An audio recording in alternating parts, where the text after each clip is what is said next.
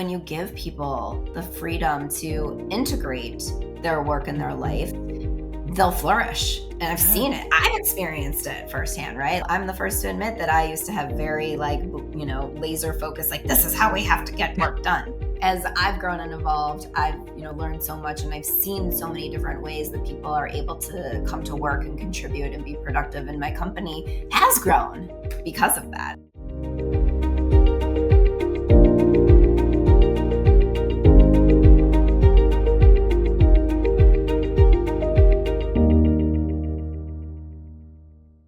Hey y'all, it's Danny C. Welcome to the Happy Life Agenda podcast. Today's guest is an inspiration and resource for all of the women out there that are making things happen at home and at work.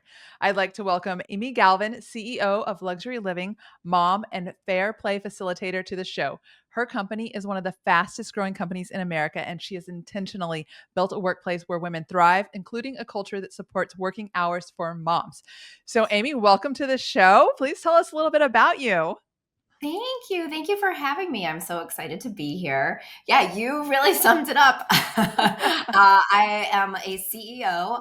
My husband and I co-founded Luxury Living together. So it's been in business for almost 20 years. We've been married for 19. We have a 16-year-old and a 13-year-old. So we've got a lot of teenagers, including a teenage business.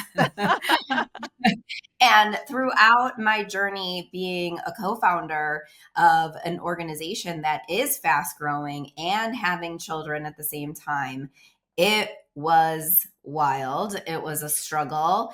There were moments where I was like, why am I doing this? But I am so passionate about my career and I'm so passionate about motherhood. So I was really like, I've got to figure this out.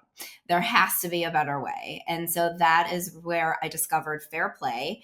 And it really changed the game for me. It changed my life.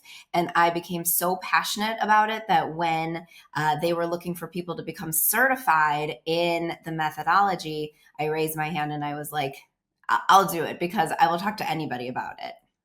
Amazing. Well, so I'm so excited that you brought Fair Play up because that was like the thing that jumped out at me from your profile when I was like kind of learning more about you is that you're a Fair Play facilitator and there's this thing called a care movement. And I think I told you in my email, I was like, oh my gosh, where was this when I started on this journey 7 months ago? Because this is exactly the thing that I want to change for women is like, where's the fairness at home, the fairness at work, and recognizing the unpaid labor that we're all balancing. And yes, there are tons of men out there that help, but it does fall, very lopsided on females because that's the way our brains work. That's what we're designed for. Their society is built. I mean, it's what we've really learned since we were little from movies and TV and books and just the way that society operates. And yes, there are so many men out there who are great partners and willing to help, but sometimes it's just this like unconscious thing that we have all learned and all ingrained.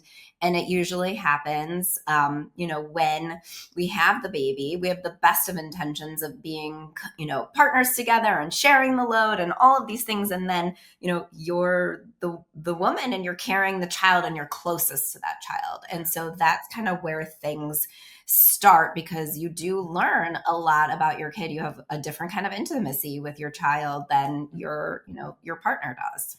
Yeah, I mean, we're innately built for that. Yeah. So my journey with Fair Play, like I mentioned, I was growing this business. I had young children and it did start, I was in a very unique position because not everybody works with their spouse, right? So I was in this very unique situation where I was at work with my husband. And at work, we would divide and conquer. These were my accountabilities. These were his accountabilities. And we were never micromanaging each other on those things. We just were like, yeah, this person is responsible. They're going to get it done. We're going to split it up and we're going to make things happen. And then I would come home and he would get to like sit on the couch. And I would have to come home and I would have to make dinner and I would be chasing everybody around being like, okay, it's bath time, it's bedtime, we got to do this. And then I would look at him and I would be like, could you help? Right? Like, that's always the question. Like, can you help? And he'd look at me and he'd be like, Of course, like I, will help you, but like, what do you want me to do? That was always the question. Waiting for that. And I'd be like, an answer to that, right? And that was because it was so routine and so habitual and so just Mhm. like ingrained in me because that is what I needed to do to survive, right? Yeah. Like I was like, yeah, Yeah. we got to feed people, we got to do these things. And it wasn't that he wasn't willing to help. It was just like we didn't have a language to be Mm. able to talk about what was going on. I couldn't even tell you what was going on. It was just I was like, I know all these things have to happen. They're all appearance on my brain, the Yeah. mental load of it. Yes. And then I'd look at him sitting there, scrolling on his phone, chilling after work, and I'd get super resentful of him. Yeah. And then I was like pissed at him, right? So it was just this like vicious cycle of being in these situations but not knowing how to communicate, not knowing how to break that cycle. And but I knew, I was like, all right, I'm a smart woman. I'm going to figure this out. There has to be a different way. So I started researching, and I did find an article that talked a lot about the default parent. Mm. And the default parent, usually the she fault parent, because it is the mother, is the parent who, carries all of that responsibility of raising children and running the household. Yeah. And so once I heard that word, default parent, she fault parent, I was like, oh, okay, like this isn't just me. I'm not Mhm. alone in this. Mhm. This is a situation that is common. I think everybody has their unique experiences, but the theme is Right. common Right. that, women are carrying this load of raising children, and especially women who are, I will say, like working in corporate America, Mhm. or are entrepreneurs or things like that. Stay at home moms, they don't have to just take care of everybody all the time either. There are ways to share the load as well. But for me, I always knew that like my career was going to be super important to me, Mhm. and especially being a founder of an organization, I knew like that the option for me wasn't going to be to leave the workplace. But I know that's the reality of a lot of people right now, Mhm. is that Mhm. they are just caught in a place where they're like, I think I have to take a step back. Yes. So that's real. But for me, I was like, let me see if I can figure this out. So I learned what a default parent was. That made me feel better, but still I didn't have that language to understand how to change what was going on. But then Reese Witherspoon has a book club. And Yes. I was reading, this was, a while ago. This was like 2017. Oh, And I was reading her books on her book club list. And all of a sudden she had this book called Fair Play. And I was like, what's this? And I started reading like the description of it. And it was more like a self help book versus the fiction that's usually on her list. okay. And the description was, Fair Play, a game changing way to rebalance your life and like reimagine your relationship with your partner and your family. And I was like, oh, I think this could be helpful. So I read it, and I was like, oh my God, this is what I have been looking for. So it's written Wow. by Eve Brodsky. She also, explained very similar high performing executive level professional working woman, was balancing everything at home, had a very capable partner. And so she figured out this way to pretty much gamify the hundred or so chores and accountabilities that go into running a household and raising Wow. children. Yeah. Wow. Yeah. And I read the book in a couple days, and I was like, I need to implement this in my house right away. Wow. Gamify. I love that because, I mean, that speaks to humanity, but it speaks to men a lot. That's so cool. It's really cool. It's really cool. And so I think that's why Fair play does work, because you are looking at your home and running your home and raising your children. You're looking at it as an organization, Ah, because yeah, we go to work and we want to perform and we want to do Mhm. well and we have these responsibilities and the accountabilities and we have performance management, but then we come home and like we're winging it a lot of the time. That's And so true. so, and so it's asking what Fair Play asks you to do is to look at your home and how you raise your children and treat it with the care and reverence of an organization, such as we do at the workplace.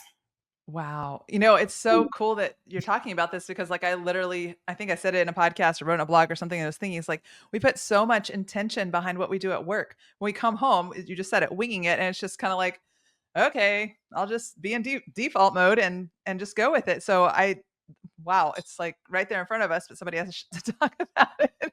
Yeah, exactly. And so that was the way that I think I was able to get it in front of my husband that he could understand. I was like, okay, we're business owners and we do this very naturally with inside our organization. So let's do this with our house and our children. And let's be partners in this and let's go through the process and see how this works for us. And it is a process. It is not an overnight magic pill. I'm glad you You are said that. yeah.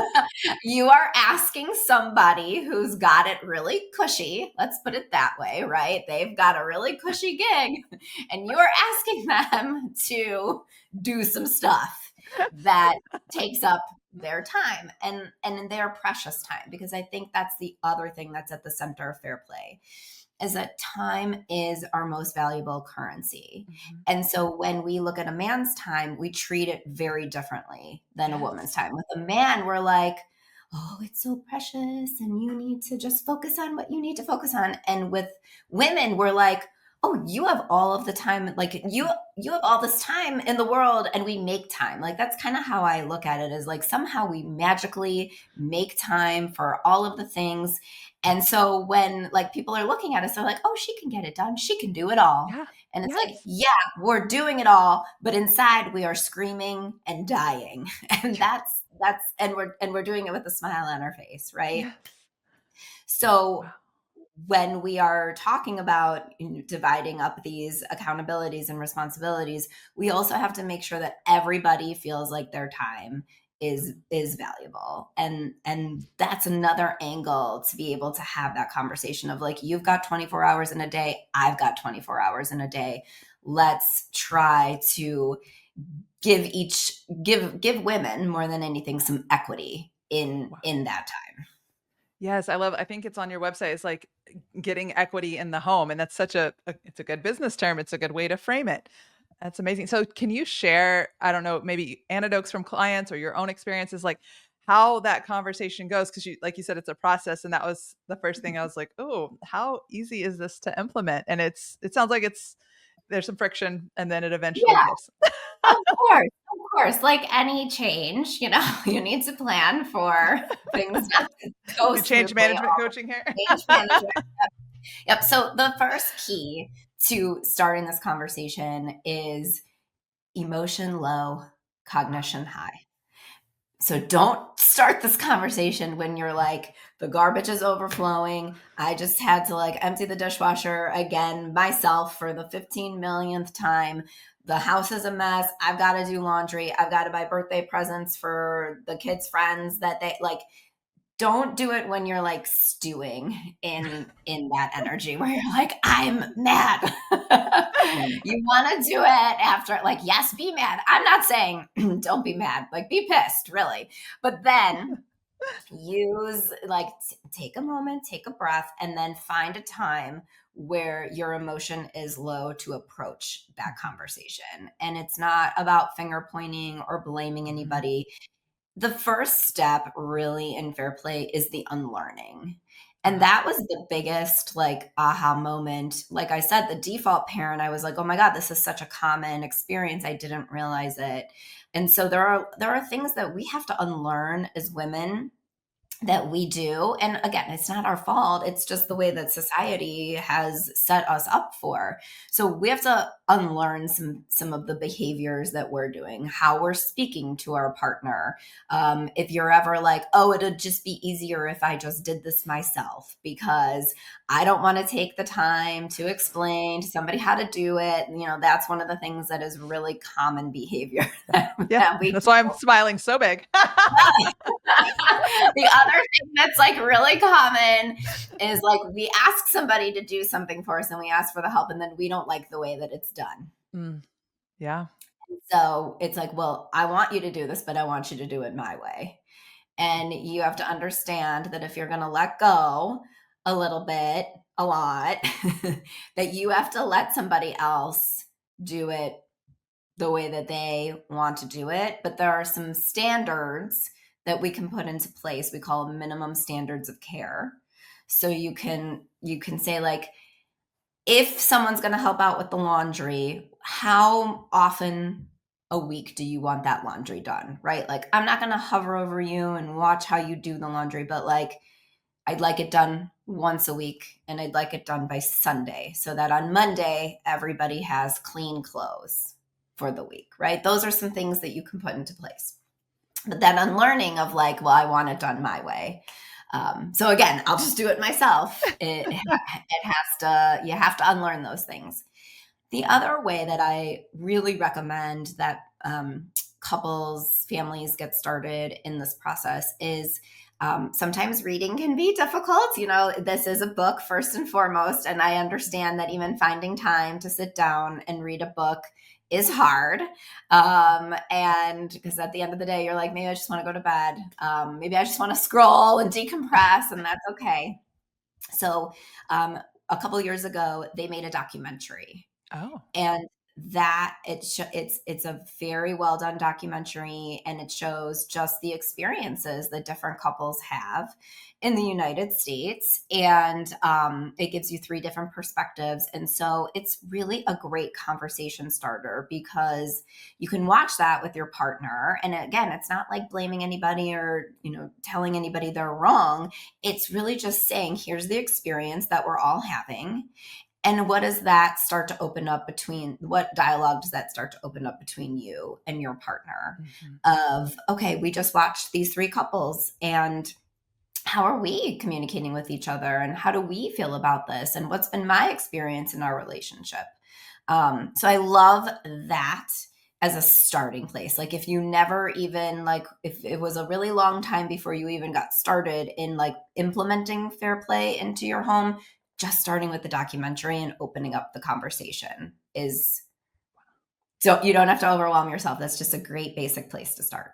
So where do we find is the documentary, like, is it on Netflix or is it something that you get Yeah, like it's YouTube? streaming. I believe it's been on Hulu, but yeah, if you go on any of your streaming and look it up, it's called Fair Play and it's a Okay. documentary. Okay, Yeah. wow. Thank you for sharing that. I had no idea we are gonna get this cool resource out of this. So I want to shift gears a little bit because, we're both raising daughters. My daughter's 7, you've got teenagers. And so, a part of the Happy Life Agenda mission is really, what does the world look like for future generations? Because we know that our grandmothers and our mothers fought for something and we've seen little baby steps, but one thing we haven't seen is we still have that lopsided, the masculine is valued more than the feminine. And so now with Fair Play in your pocket, like you're creating a new worldview in your home for your daughters. And so how do you see your efforts shaping this movement for their future? Yeah, I mean, first and foremost, they are my why. They are the reason that I do this work. They are the reason that I wanted to figure it out. Yeah, because it has been super lopsided. And, I grew up in a pretty traditional household. My dad's a great guy, but my mom did all of the work in the house. And Yeah. so I when I, was an adult, like I thought that that was my job too, until I started running this business and I was like, I physically can't Yeah. do all of that. So I really wanted to make change so that my two daughters could see that that is not the way that it has to be, right? And it's Yeah. not the way that it should be. If you are in a partnership, it is a partnership. Yes. And so also explaining that to my husband and saying, like, we have daughters, and, would you like their significant other to put all of this on them? And, of course he's like, no, I wouldn't. Right. And so that is also how I got him to engage in the process, because when we are such role models, and our children only know what they can Mhm. see within their home. They learn a lot of things by what goes on into the home. And so if I'm here and I'm doing everything and Yes. I'm juggling work and juggling the household, they're going to think that that's the reality too. And it's not. Mm. So we have a lot of conversations about that, and then also, like, they just see their dad who is engaging in very different behaviors. And the best part of all of it is that they get to have these really beautiful organic moments with him where he is actively parenting them and actively doing things within the home. And so that just strengthens their relationship as well, because nobody on their deathbed ever was like, I wish I had worked more and spent less time with my family. Right. Right. So true. Oh, it's not always about, having to drive the carpool.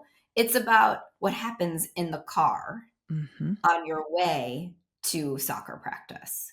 So if Wow. dad is the one who's taking on that responsibility, then he's spending time in the car with his children, and then he gets to find out how was their day, what's going Mhm. on, and he's building that relationship with them, instead of just dad is always working and Right. mom is always here getting these organic moments with the kids.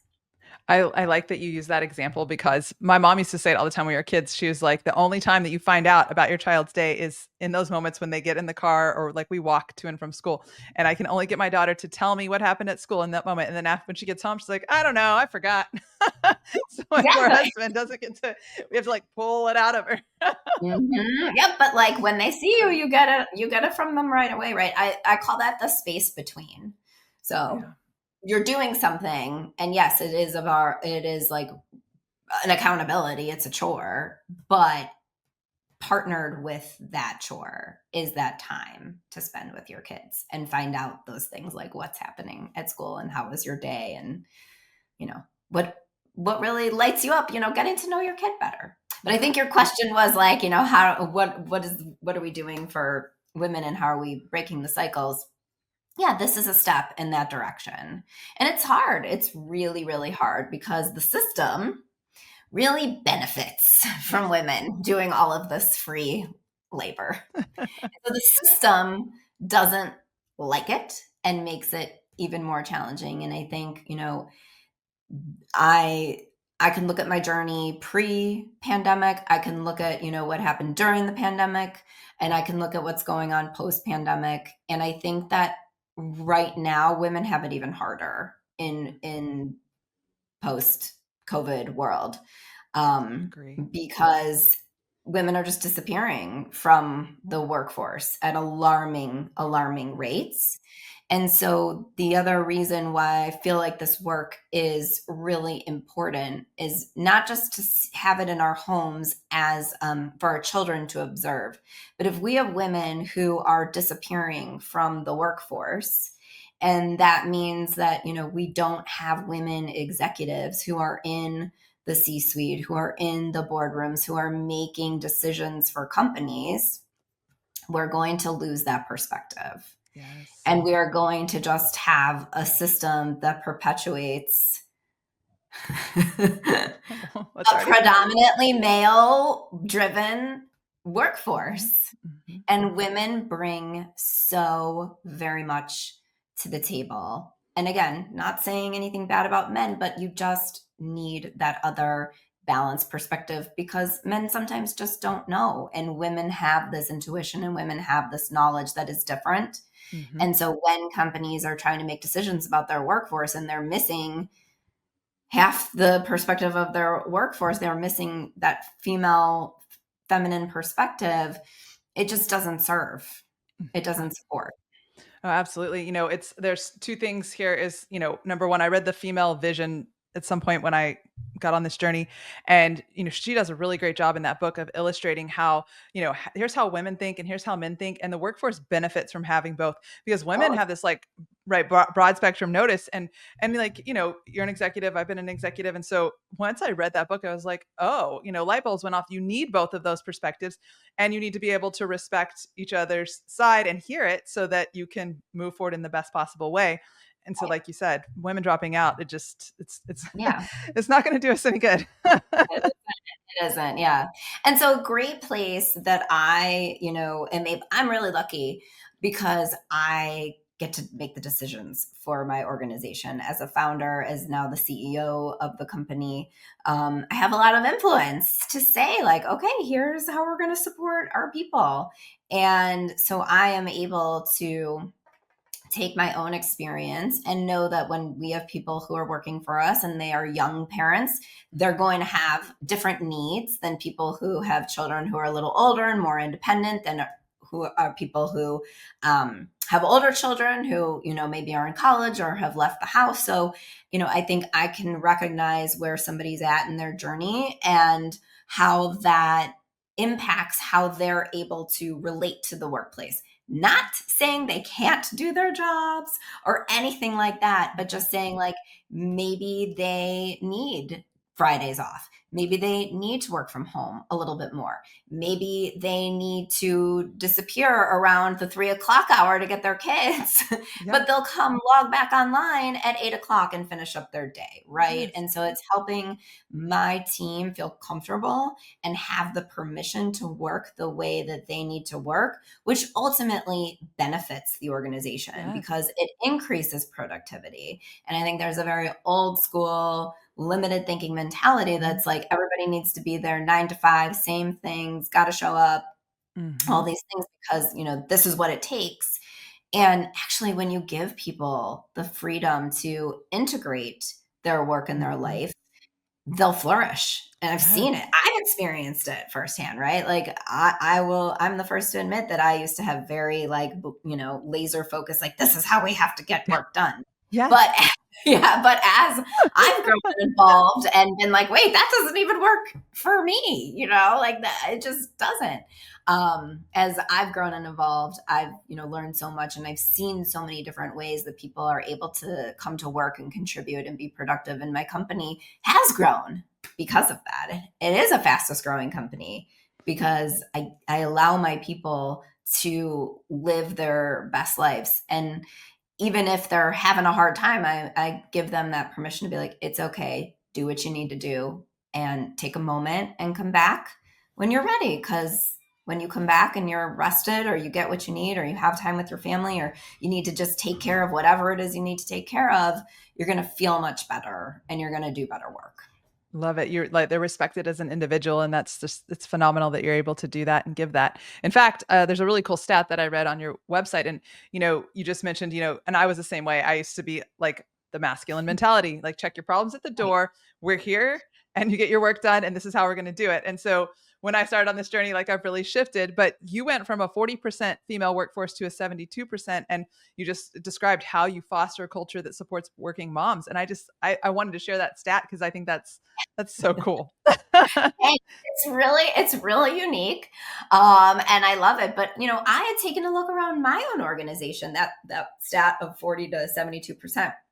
I looked around and I was like, I don't have a lot of women who are working at my company, right? And so I wanted to make sure that our leadership team was balanced. And I'm in real estate, so I wanted to make sure our sales agents were, that we had women sales agents and men sales agents. And so I looked at my own makeup of my organization and I was like, I'm not satisfied with this. We can do better.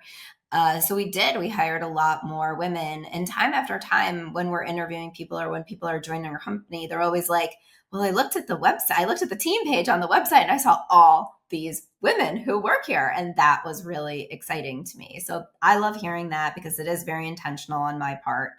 And then the other part of it is it's a unique place. I'll be in meetings, I'll be on Zoom calls with my team, and it will be a lot of women. And And I love our men, and they're amazing, but they're outnumbered for sure. And then I will go and I will have calls or meet clients and things like that, and like their teams are all men, and it's very shocking for me culturally as well to be like, Yeah. oh, I might sometimes be the only woman on a call with a group that's outside of my own organization. So I love it. I think it's great. I'm not going to stop. but, but it does, then I do have to have policies Mhm. that back that up, right? Because, women are going to get pregnant and Mhm. they're going to need Mhm. maternity leave and then they're going to need childcare and there's a lot of things that come with that. And so, making that investment in my team and saying, we don't count vacation days. We have a flexible PTO policy. If you need PTO, take PTO. All I ask is that you just communicate that, we have certain communication guidelines, but I'm not going to sit here and count the days and things like that. I really want people to feel good about working at my organization. And I want them to know that they're truly supported by me because I want those things for myself too. Mhm. Yeah. What's so important that I want everyone to hear, especially if you're leading an organization or a department, is that she is one of the fastest growing companies in America. And she, you know, teaches everyone or manages everyone as an individual. She gives flexibility, unlimited PTO. There's a lot of trust, a lot of autonomy. And so I think that's really important to underline because in the media, everything you hear, like you just said, something that happens a lot to women is like, oh, she's going to get pregnant and then she's going to want to leave. It's like, well, that's only because there's no accommodation for childcare or for after school dance and swim and all the activities that keep us running. And if all the things that you described have made you the fastest growing company, one of the fastest growing companies in America, I think that there's a real good case study here, you know? Yeah, yeah, thank you for saying that, and I kind of, like, have learned I didn't go to business school, that is, like, I've been learning on the job, all this time, and so something that I've learned over the years is, like, whatever they're like, "Oh, this works in business," I'm always like, "Okay, I'm gonna do the opposite of that and see how it works out for me," and so far, I would say, I've learned a lot of things along the way, but I do think that my non-traditional thinking has really worked out well, because the other thing that I take really seriously is that I have the privilege and the opportunity to employ people, Yes. and that is huge for me, and so I want to, yeah, we're fast growing for sure. And that can be wild, but you can be super successful in business and then you can have an integrated life in that. Yes. And I think the other, topic out there is always like work life balance, and I'm like, yeah, I don't really believe in that because there's always going to be moments in your journey where like you're just crushing it at work and you're like work's really high intensity and you've got to focus on it. And then alternatively, there's going to be times in your life where your family really needs you to focus, and it's an ebb and a flow. And so I really believe in more like the integration of work and life and allowing it to flow the way that it needs to. Wow, amazing. Wow. This is I knew this would be an incredible conversation. I'm just so excited. I know we are about out of time, but I wanted to touch on one more thing that you said, and you said, you do a lot of non-traditional thinking. You see something and then you do the opposite of that. Y'all, Netflix was one of those ideas that everybody's like, no, that'll never work. I mean, and even Blockbuster was like, nope, never mind. And you saw what happened. So here we have Amy, fastest growing company in America, doing things non-traditionally, and look how successful she is. So if you're, and this podcast is dedicated to women, so I'm going to say, if you're a woman out there that's starting a business or you're leading, like hear what we're saying here is that you can go against the grain and be successful, and those intuitions that you have, they're probably very valid. So Yeah. Yeah, listen to that intuition. That's like my like secret superpower that I tell women all the time because your intuition is 100% right. Trust it, whether you feel it in your heart, in your gut, in your bones, wherever that intuition comes from, like trust it because it is going to lead you down the path that is right for you.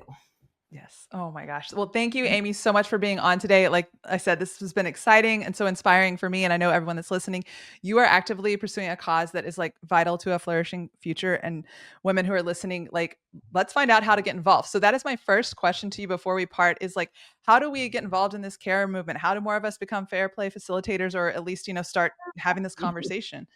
Can Yeah, you? so you can go to fairplaypolicy.org. So that is Okay. where you're going to learn more about Fair Play. It's a policy institute, so they're doing a ton of research across, like families and work structures. And then a lot of us Fair Play, and if you want to become a Fair Play facilitator, you can learn more about how to do that at that website as well. And then a lot of the Fair Play facilitators, like they are part of this bigger care movement. So they have different offshoots, organizations that, will go to Washington, D.C. and speak to politicians about what's Oh, going on. They have a lot of local groups. And so I would start with Fair Play Policy Institute and just start poking around from there if you want to get more involved in it. Because we're doing really, really great things, and we are trying to change the world, and we yes. need we need all the help we can get. Yes, we've got Yeah, my vote, and I'm definitely gonna go to the website and check it out. I'm so excited. So if anybody wants to connect with you, what's the best place to reach you? Are you on social? What's your website? I am on social. So my website is amygalvincoaching.com. So you can visit me there. But I am very active on Instagram, amygalvin05. And then I am also very active on LinkedIn as well. So message me. I'm always like down to have these conversations and point people in the right direction. I really just want to be of service. Love that. Well, as you all know, whenever my podcasts drop, I do the shorts and the reels, and I'll be tagging Amy. And then, you can always chat in the comments and like, let's get some things going and move this up in the viral status so that we can get that care movement out there. So Yes, yes. yes. Oh my gosh, Amy, thank you so much for all you do and to my audience for tuning in. And remember, if you enjoyed this conversation, please click subscribe below, download an episode, and leave a review on your favorite platform because it helps us continue to have amazing guests like Amy and promote the great things that they're doing to change the world for women. So the Happy Life Agenda wants to continue this tradition. And we're so, so grateful for you, Amy, and for all of you for listening. We'll see y'all next time.